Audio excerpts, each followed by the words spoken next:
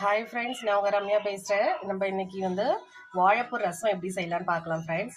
First எண்ணெய் ஊற்றிட்டு அதில் கடுகு, உளுந்து, கொஞ்சமாக சீரகம், ஒரு 5-6 வெந்தயம் இதை போட்டு ஃபஸ்ட்டு இது போட்டுருங்க.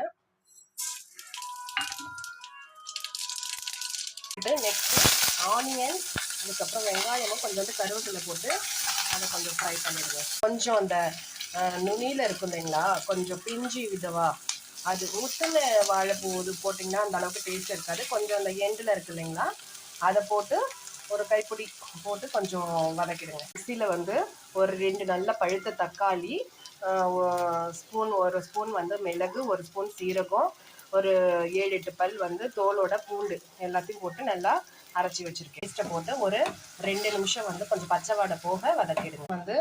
மஞ்சள் பொடி, உப்பு போட்டுருங்க. அது புளி எடுத்து கரைச்சி அதை ஊற்றிக்குவோம்.